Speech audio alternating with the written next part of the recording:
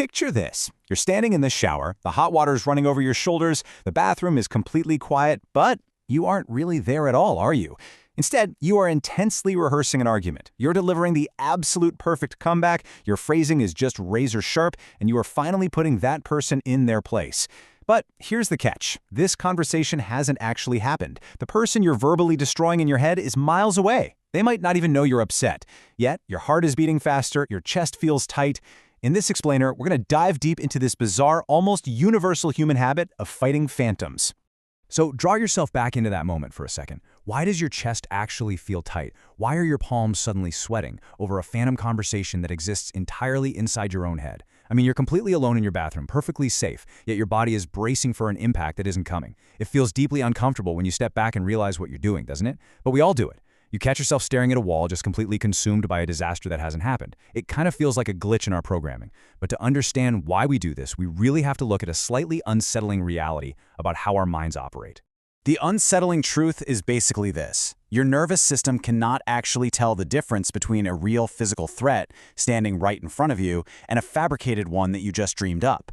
When you imagine that confrontation in vivid detail, your brain triggers the exact same emotional and physiological responses as if it were truly happening right then and there. Your body reacts identically to the simulation. You're literally flooding your system with stress hormones over a movie projected on the back of your eyelids. Biologically speaking, you are reacting to a ghost. Section 1. Wired for ancient survival. So, why on earth would our bodies do this to us? Well, I promise you, this isn't madness. You aren't crazy. This is actually a deeply ingrained ancient survival mechanism working exactly as it was designed to. The crucial point to remember here is this. You are the descendant of anxious people. You're the descendant of warriors. Think about it. Thousands of years ago, the early humans who heard a rustle in the bushes and thought, it's probably just the wind. Well, they usually got eaten.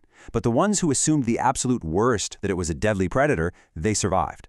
Our ancestors stayed alive by constantly scanning their environment and using a mental tool called prospection to simulate future threats. The problem is, your modern brain hasn't really updated its software. It's still using that exact same ancient alarm system, only now it mistakes an unread text message or a slightly quiet boss for a hungry tiger.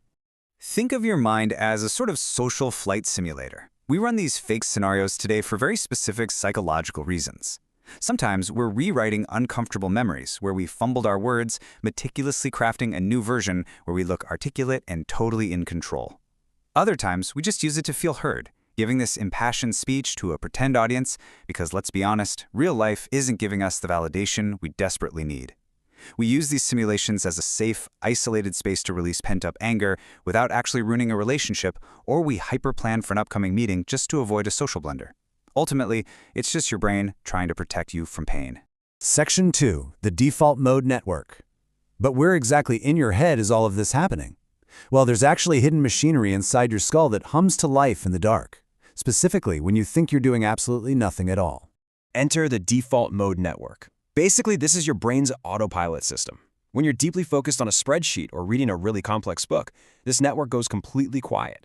But the very second you look out the window, or step into the shower, or lay your head on your pillow at night in the pitch black, the default mode network turns right back on. It acts as a tireless engine running in the background, constantly weaving fragments of your past experiences into entirely fabricated, highly detailed narratives about your future. It's the director of your inner cinema, and it literally never sleeps. And here's a number that should honestly stop you in your tracks. 95%. When you're just sitting there staring into space, completely zoned out, your brain is actually burning 95% of the energy it uses during your most intense, demanding periods of focus. Think about that for a second. Doing absolute nothing takes almost as much biological fuel as solving a complex math problem. And it's all just to power these internal simulations, these endless, exhausting what-ifs. Section 3. The dark anxiety loop. Now, this network is a brilliant tool for creativity and planning, sure. But what happens when this mental time travel turns negative? Because for a lot of us, it shifts from a helpful preparation tool into a suffocating trap. Let's look at the actual mechanics of this trap. Psychiatrist Dr. Judd Brewer calls this the habit loop of anxiety. It always starts with a trigger, which is almost always uncertainty. Maybe it's a vague two-word email from your boss late on a Friday afternoon. Your brain absolutely hates uncertainty. So the behavior kicks in. You immediately begin to mentally rehearse the absolute worst-case scenario. You imagine the meeting, you imagine getting fired, you imagine packing up your desk. And the result? Well, for a split second, your brain gets a brief, comforting illusion of control. It says, okay, well, at least I'm prepared for the worst. But that relief is a complete lie. Generating disasters doesn't actually give you a plan, it just generates more anxiety, completely restarting the cycle. And this cycle quickly becomes a physical prison known as the somatic spiral. As you loop through these catastrophic thoughts, your body begins to react. Remember, your physical body truly believes the threat is real, so your chest tightens, your breathing gets incredibly shallow, your stomach drops. Your brain then feels your racing heart, notices these physical symptoms of panic, and assumes, oh wow, my heart is pounding, the danger I'm imagining must be totally real. You become trapped in this endless echo chamber of what-if thoughts where your physical body and your imagination are just constantly terrifying each other. The sheer scale of this issue is staggering when you look at the data. Research shows we spend roughly 47% of our waking lives with our minds completely wandering. Nearly half of your entire life is spent not in the present moment, but inside the simulation. And when that wandering state becomes a ruminative, dark loop of rehearsing disasters that haven't even happened yet, well, it becomes the source of our deepest, most profound daily suffering. You're living through sheer tragedies that do not exist anywhere but inside your own head. Section 4. Breaking the simulation. So how do we actually get out? The harsh reality is that you cannot fight this ancient machinery with sheer force or willpower. Telling yourself to just stop overthinking is exactly like telling your heart to stop beating. It won't work. But you can learn to step outside of the trance. The crucial pivot lies in asking yourself this one specific question: what if the what if doesn't matter? This introduces a powerful, quiet psychological concept called disenchantment. It's the sudden, calming realization that following the thread of your worry isn't actually helping you at all. Answering every single catastrophic question your brain invents isn't protecting you from harm. It's just making you completely miserable right now in the present. You have to finally see that the loop itself is the problem, not the fake scenario it's desperately trying to solve.